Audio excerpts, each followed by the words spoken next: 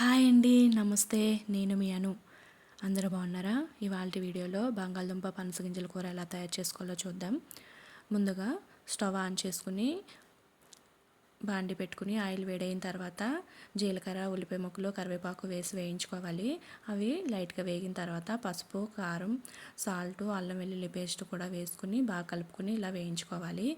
ఇవి బాగా వేగిన తర్వాత మనం ముందుగానే బంగాళదుంప అలాగే పనసగింజలు కూడా ఉడకపెట్టుకుని తొక్క తీసుకుని ఇలా ఒకసారి వేసుకుని కలుపుకోవాలి. ఇలా కలుపుకొని వేయించుకున్నట్టే మనకి ఉప్పు కారం అన్నది బాగా పడుతుంది. అలాగే ఇవన్నీ బాగా ఒకసారి కలిసిన తర్వాత ఇందులో కొన్ని వాటర్ వేసుకోవాలి.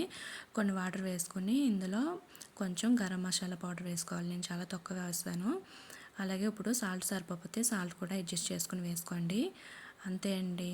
ఇది ఉడికిపోతే లాస్ట్లో కొంచెం కొత్తిమీర వేసుకుని కలుపుకుంటే రెడీ అయిపోయినట్టే. వీడియో నచ్చినట్లయితే లైక్ చేయండి. అలాగే సబ్స్క్రైబ్ చేసుకోండి. Thank you.